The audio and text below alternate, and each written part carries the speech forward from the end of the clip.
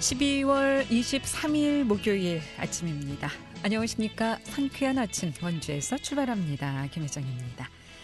오늘까지는 추위 걱정은 없겠습니다. 아침 기온이 영하 3도로 다소 쌀쌀한 수준입니다만은 오늘 전국이 대체로 맑은 가운데 원주 지역도 낮 최고 기온 11도로 예상됩니다. 내일은 강원 일부에 비나 눈이 내리겠고요. 일부 지역에는 최고 20cm의 폭설이 내리는 곳도 있겠습니다. 또 성탄절인 주말과 휴일에는 영하 14도까지 떨어지는 등 이번 겨울 들어서 가장 추운 날씨가 되겠습니다. 추위 만반의 준비하시기 바랍니다. 오늘 준비한 소식입니다. 개정된 지방자치법에 따라 시의원들을 보좌할 정책지원관 제도가 2022년 내년부터 도입돼 운영됩니다. 원주시의회에서도 내년부터 정책지원관 제도를 도입하게 되는데 이 소식 먼저 들어보고요. 또 원주 치악산 둘레길 홍보대사로 유명 산악 인플루언서 김섬주 씨가 임명됐습니다. 홍보대사 활동으로 치악산 둘레길 홍보 사업이 더욱 활발해질 것으로 기대되는데 어떤 활동을 하게 되는지부터 현장에서 알아보고요. 또 우산동을 재생할 활성화 계획이 강원도 도시계획위원회 심의를 거쳐서 확정됐지요. 원주시 우산동 도시재생 활성화 계획에 대해서도 들어보도록 하겠습니다. 12월 23일 목요일 상쾌한 아침 원주에서 출발합니다.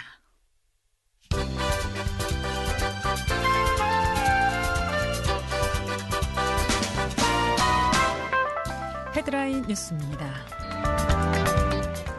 원주시가 보건복지부 주관 차세대 사회보장 정보 시스템 구축 기반 마련 유공기관에 선정돼 장관 표창을 수상했습니다. 원주시는 대상자를 발굴하고 수급 가능한 복지 서비스에 대한 상담을 적극 진행해 지난 3개월간 59,708명이 복지 멤버십에 가입하고 1,015명이 기초생활수급자, 바우처 등의 복지 서비스를 받는 성과를 거뒀습니다. 횡성군 모바일 헬스케어 사업이 한국건강증진개발원 디지털 헬스케어 부문 평가에서 우수기관으로 선정돼 한국건강증진개발원장상을 수상했습니다.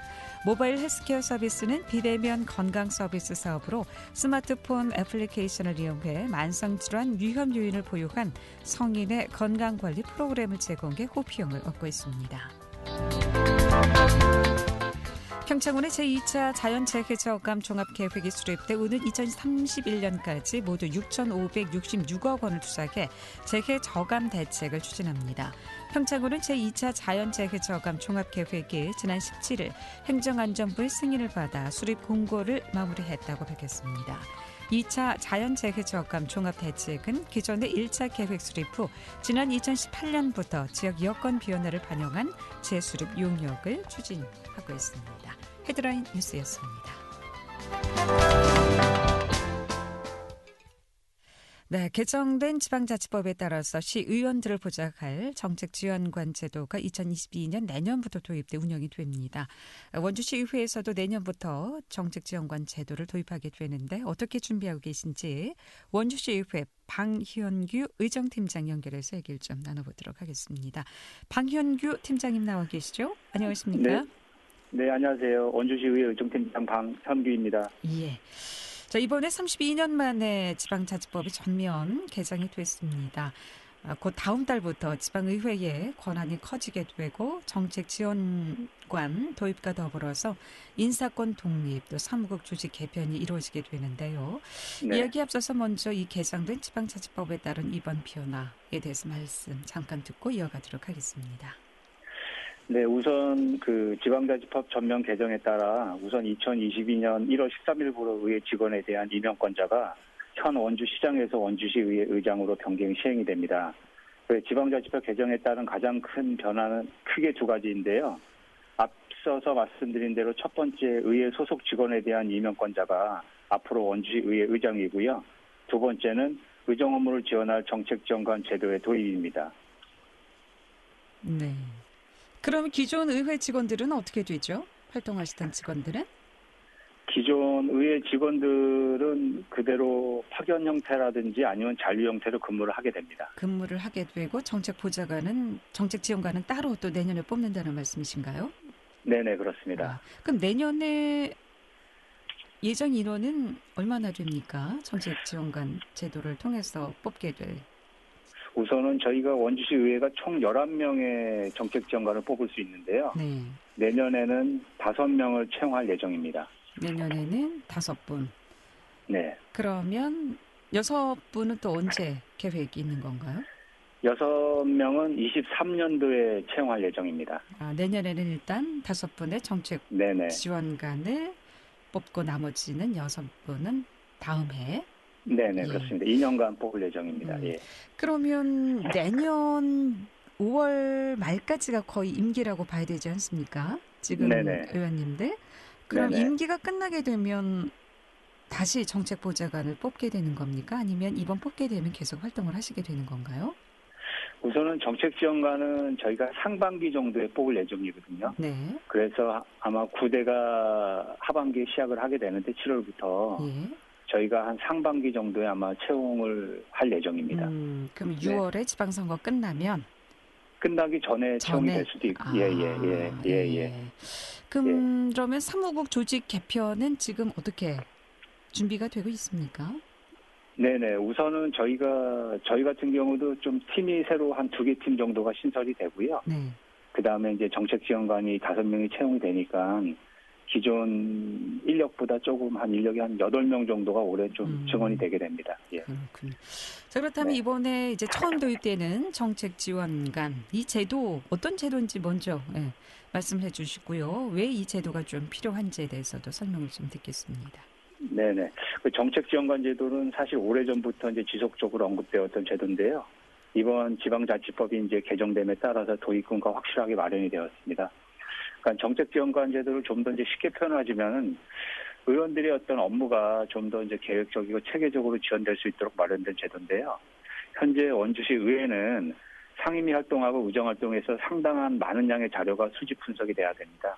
근데 이 역할을 이번 정책지원관 제도가 도입됨에 따라서 입법 지원된 의원들의 의정 활동이 좀 더 이렇게 탄력을 받을 수 있는 계기가 되리라 생각합니다. 그러니까 시의원 한 분에 정책보좌관 한 분을 둘 수 있는 제도라고 보면 되겠군요. 지금 현재는 그렇지 않고요. 네. 2분당 1분 정도 배정이 될 것 같습니다. 근데 내년에 6분 다 마주 뽑게 되면 한 그래도 분당 예, 원주시 의원님들이 총 22분이거든요. 예. 저희가 11명을 총 11명을 뽑게 됩니다. 두 분에 한 분이 이제 보좌를 하게 되겠군요. 네. 네네. 그러면 이 정책지원관들은 어떤 활동을 하게 됩니까? 구체적으로? 우선은 역할에 있어서는 뭐 업무가 지방자치법에 이렇게 딱 정해져 있는데요. 네. 뭐 양이 좀 많지만은 간단하게 말씀을 드리게 되면은 뭐 의정활동 자료 수집 분석 연구라든지 그다음에 공적인 행사 자료를 작성하는 거. 특히 이제 입법 지원에 있어서는 입법은 자료가 굉장히 광범위한데 그런 지원 업무를 아마 좀 디테일하게 지원할 예정입니다. 예. 그러면 이 정책 보좌관은 어떤 기준으로 뽑게 됩니까? 지금 뭐 공무원 수준으로 뽑게 되는 건가요? 우선은 저희가 아까 말씀드린 대로 11명을 뽑게 됐는데요. 네. 채용 방법은 아마 일반 임기제 형태로도 뽑을 수도 있고 공무원 형태로도 뽑을 수는 있는데 우선은 이제 원주시의회 같은 경우는 일반 임기제 형태로 채용할 예정입니다. 그렇다면 이 정책 지원관 제도가 도입되면 기존과는 어떻게 좀 뭐가 달라지게 될까요? 우선은 원주시 의회 같은 경우는 현재 총 의회 운영위원회 행복위 상경위 건도위에서 4개의 상임위원회가 활동하고 있는데요. 네. 지금 상임위위원회도 전문위원실에서 총 7명의 직원들이 의원들의 업무를 보좌하고 있습니다. 그러면 지금 현 직원들 같은 경우는 회기 운영 관련된 업무 지원에 좀 더 집중을 할 수 있을 것 같고요. 네. 정책지원관이 채용이 되고 이제 운영이 된다면은 많은 양의 자료를 수집하고 분석하고 연구를 통해서 그 자료와 정보를 의원들에게 좀 더 체계적으로 현재보다는 체계적으로 제공할 수 있다고 생각을 합니다. 자, 이렇처럼 뭐 기대되는 점들도 있겠습니다만은 한쪽에서는 또 우려의 목소리도 나오고 있습니다. 정책지원관 네. 제도의 경우 의회 독립성 문제라든가 또 업무 범위 네네. 모호성, 또 인사비리 등의 네네. 우려가 존재하지 않을까라는 염려를 하고 네네. 계신 것 같은데 우려되는 네. 사항과 여기에 대한 대안은 좀 갖고 계십니까? 우선은 처음 시행되는 제도인 만큼 우려가 당연히 있으리라고 생각하고요. 네. 인사권 독립에 따라서 지금 의회 소속에 대한 임명권자는 앞으로 의장이 가지고 있기 때문에 인사가 안정적으로 연결될 수 있을 것 같고요. 그다음에 초창기만큼 내년 시행되는 문제를 보완해가 나가면서 조기에 안정적으로 정착이 될 수 있도록 저희가 이제 보완할 예정입니다. 그리고 아까 그 인사에 대한 거는 저희가 그 일반 임기제 형태로 채용 공고를 해가지고 면접을 통해서 이제 채용을 하게 되는데요. 네. 면접위원도 다 외부위원으로 최대한 저희가 모실 예정입니다. 그렇기 때문에 최대한 공정성을 기하도록 할 예정입니다. 네. 이번에 이제 지방자치법 개정으로 인해서 지방의회의 권한이 커진 만큼 또 책임감도 크리라 생각이 됩니다. 이렇게 네네. 곳곳에서 나오는 우리의 목소리에 대한 의회 차원의 강력한 대안이 좀 필요하리라 보고요. 끝으로 향후 시행 계획 정리하고 마무리하도록 하겠습니다. 네, 지방의회 인사권 독립하고 정책 지원관 제도 마련은 매우 큰 변화입니다. 지방의회 존재가 집행부에 대한 적절한 견제와 대안 대시, 그다음에 의원들의 의정활동이 시민들의 삶의 질 향상으로 이어져야 하는데 이번 새로운 제도 마련이 적극적인 의정활동으로 이어져가지고 시민들이 현재 우려하고 있는 걸 알고 있거든요. 그 우려감이 만족감으로 다가갈 수 있도록 제도 정착에 우리 직원들도 최선의 노력을 다하겠습니다. 예. 아침 일찍 시간 내주셔서 감사합니다. 고맙습니다. 네, 감사합니다. 네, 원주시의회 방현규 의정팀장이었습니다.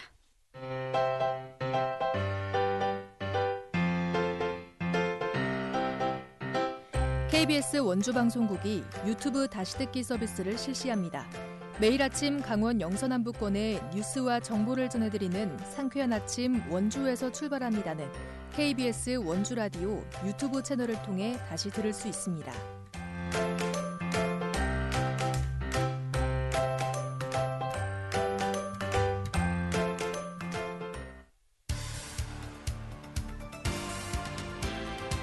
알찬 정보, 생생한 현장의 소식을 전해드립니다.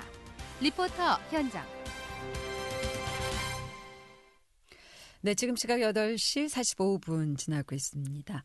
원주시가 지난 6월 개통한 치악산 둘레길 홍보와 또 운영을 위해서 하이킹 등반 SNS 인플루언서를 홍보대사로 임명했다고 하는데 앞으로 어떤 활동을 이어가게 될지 추인의 리포터 함께합니다. 어서 오세요. 네, 안녕하세요. 네. 이 치악산 둘레길 어떻게 지금 운영되고 있습니까? 네, 올해 6월 치악산 둘레길이 추가 개통됐는데요. 현재까지 25만여 명의 방문객이 둘레길에 다녀갔습니다. 치악산 둘레길은 전체 11개 코스 총 139.2km로 치악산 구석구석을 돌며 역사, 문화, 생태자원이 어우러진 풍경을 감상할 수 있도록 길이 연결돼 있는데요. 둘레길 곳곳에 매력을 느낄 수 있도록 코스가 선정돼 있습니다. 둘레길 코스는 교통량이 많은 도로와 포장길은 가급적 피하고 걷기 편한 흙길, 물길, 숲길, 마을 안길을 최대한 많이 걸을 수 있도록 구성되어 있습니다. 도보 여행자들의 편의를 위해 각 코스마다 길잡이띠, 스탬프 인증대가 설치되어 있고요. 코스 지도와 홈페이지도 제작돼 있어 이를 참고하면 걷기를 편하게 즐길 수 있습니다.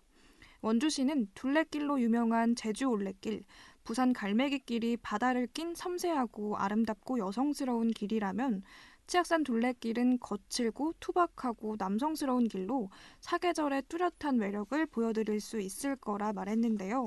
원주시청 걷기여행팀 김태현 팀장 이야기입니다. 치악산 둘레길이 올해 6월에 개통하여 현재까지 25만 명 다녀가셨는데 아직까지 홍보에 미흡한 부분이 많습니다.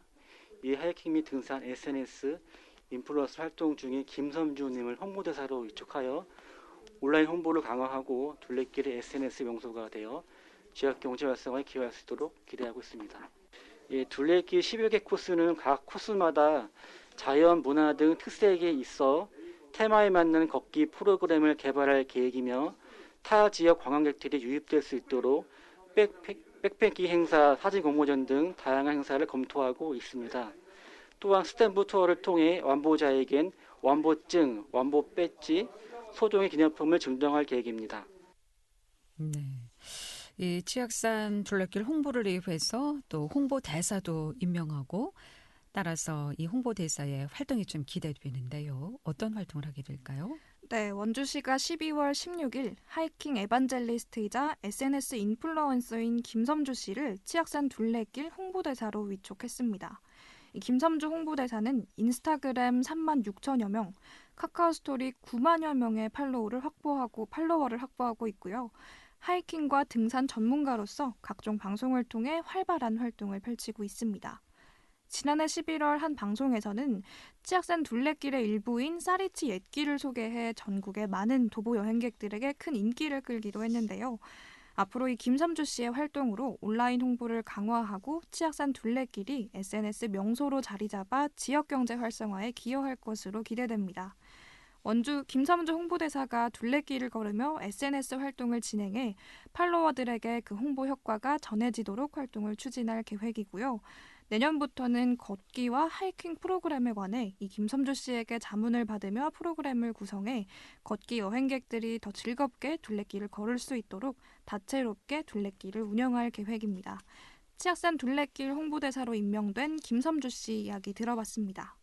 우선은 그 치악산 둘레길이 그 자연과 길이 굉장히 조화롭게 잘 조성되어 있더라고요.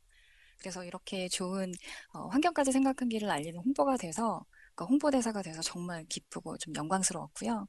그 앞으로는 그 제가 느끼기에 그 원주의 자연 환경이 타 지역에 비해서 훨씬 좀 깨끗했거든요. 자연 본래 모습을 좀 잘 갖추고 있어서 이런 점을 우선해서 좀 잘 알리고 싶고 다양한 그 걷기 프로그램을 통해서 타 지역 분들과도 좀 함께 하려고 계획하고 있습니다. 네.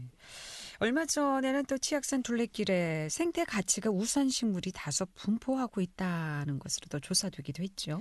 네, 원주 생명협동 교육관이 치악산 둘레길의 자연 자원을 확인하기 위해서 민속식물연구소에 연구를 맡겨 조사를 진행했는데요. 생태적 가치가 높은 식물이 다수 발견됐습니다. 앞으로 원주 치악산 둘레길이 단순한 걷기 코스를 넘어서 계절별 숲학교와 같은 자연 자원을 활용한 생태 교육의 장으로도 활용될 수 있을 것 같은데요. 전라도와 경상도 등 남방계에서만 서식하는 우리나라 고유종인 노각나무의 집단 서식이 발견되기도 했고요. 현재까지 5개 코스에서 537종의 식물이 확인됐습니다.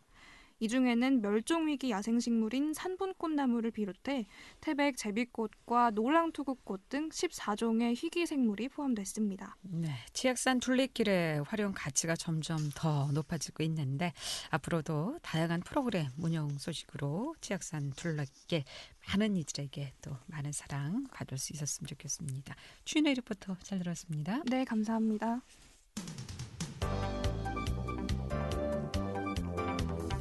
생생한 현장, 유익한 생활 정보를 전해드리겠습니다. KBS 원주 라디오 상쾌한 아침 원주에서 출발합니다를 함께하고 있습니다. 네, 원주시가 지난 10일 꿈을 펴는 우산마을 우산동 도시재생 계획을 발표했습니다. 우산동 도시재생 활성화 사업 소식에 대해서 원주시청 도시재생과 1팀의 박정훈 팀장 나와 계십니다. 박정훈 팀장님, 안녕하세요. 네, 안녕하세요. 예. 우산동이 꿈을 펴는 우산마을이라는 타이틀로 도시재생 계획을 발표했는데 이 도시재생 사업 어떻게 시작하게 된 사업인지요? 네네. 원주시 도시재생 사업은 2018년에 수립된 도시재생 전략계획 내 도시재생 활성화 지역으로 지정된 원도심을 대상으로 하고 있습니다.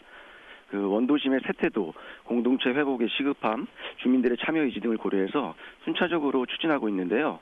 아시다시피 2018년 학성동, 2019년 중앙동, 봉산동이 도시재생 뉴딜 사업으로 선정된 바가 있습니다. 우산동도 2019년부터 도시재생 활성화 계획 수립 용역을 시작해서 지난 2년간 뉴딜 사업 공모에 도전하였으나 아쉽게 사업 선정에 실패하였습니다.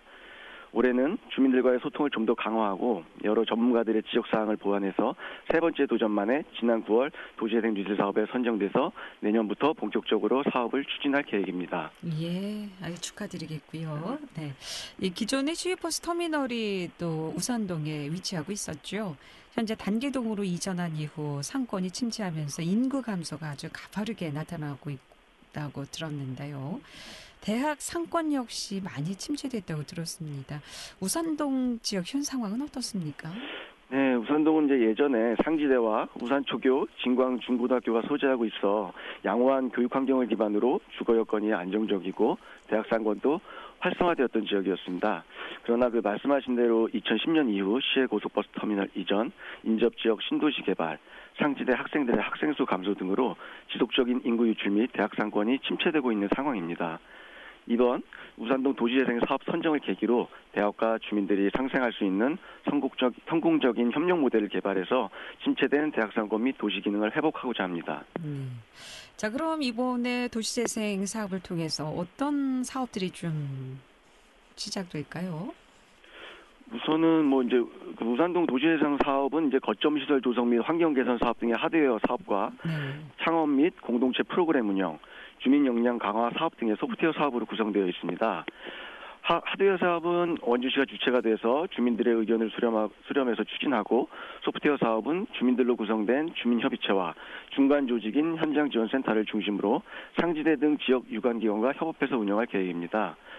사업기간 종료 후에도 주민들로 구성된 마을관리협동조합이 시설물 운영의 주체가 되고 각종 사업 수익 모델을 개발해서 지속 가능한 발전을 도모하겠습니다. 중앙동하고 이제 봉산동이 도시재생 뉴딜 사업으로 이제 선정되면서 굉장히 좀 많은 변화가 있습니다. 또 도시가 굉장히 좀 경기가 좀 되살아나는 그런 분위기인데, 우산동도 이 사업을 통해서 많은 변화를 좀 기대해 볼 수 있지 않을까 싶은데, 특히 이제 대학교가 있기 때문에 대학교와 또 지역 주민이 함께 상생하는 그런 사업으로 주를 이룰 것으로 예상이 되는데, 이 사업은 언제까지 그럼 계획돼 있습니까? 네, 우선 우산동 도시재생 사업은 이제 2022년부터 2025년까지 이제 4년간 계획되어 있습니다. 그래서 총 이제 사업비, 마중물 사업비는 이제 4년간 176억 7천만 원이고요. 주요 사업 내용은 단계천 생태하천 복원 사업과 연계해서 거점 시설인 꿈드림 센터와 마을 광장을 조성해서 청년 및 주민들의 창업 공간과 주민 커뮤니티 공간으로 활용할 계획이고요. 그 대학로 주변 리뉴 프로젝트 추진과 사업 대상지 곳곳에 그린웨이, 세패드 안전마을, 마을 주차장 조성을 통해 가로 및 주거 환경을 개선하고 부족한 주차장을 확충해서 침체된 대학 상가를 활성화하고자 합니다. 또한 노후주택을 리모델링해서 마을을 방문하는 청년, 외국인 등을 위한 소통의 공간으로 우산 캠프도 조성할 계획이고요. 부처 연계 사업인 사회적 경제 혁신타운은 설계가 진행 중에 있고 단계천 생태하천 복원 사업도 내년 말쯤 공사가 완료될 것으로 기대하고 있습니다. 우산동에도 이제 복합문화센터 건립 소식도 있고 또 아파트도 들어오고요. 많은 변화가 있으리라 생각이 됩니다. 더구나 이렇게 도시재생 사업을 통해서 또 지금의 침체 길을 벗어나 또 다른 부흥기를 좀 맞이할 수 있을 것으로 기대하고 있는데, 향후 우산동 도시재생 사업 진행 계획 듣고 마무리하도록 하겠습니다. 네, 내년부터 이제 4년간 우산동 도시재생 뉴딜 사업이 본격적으로 추진하게 됩니다. 우선 이제 내년에는 계획된 사업 부지 매입을 이제 완료하고 거점 시설인 꿈드림 센터와 마을 광장 설계를 완료할 계획입니다. 그리고 이후에 연차적으로 시설물 공사에도 착수하고요. 이제 주민협의체와 현장 지원센터가 중심이 되는 소프트웨어 사업도 활성화 계획에 따라서 차질 없이 추진하겠습니다. 사업 추진 과정마다 주민들의 의견을 적극적으로 청취하겠습니다. 주민들의 많은 관심과 참여를 부탁드립니다. 네, 감사합니다. 고맙습니다. 2025년까지 변하게 될 우산동 기대해 보도록 하겠습니다. 원주시청 도시재생과 1팀의 박정훈 팀장이었습니다. 12월 23일에 보내드린 상견 아침 원주에서 출발합니다. 여기서 인사드립니다. 구성 문수연, 엔지니어 김한나, 제작 진행의 김혜정이었습니다. 안녕히 계십시오.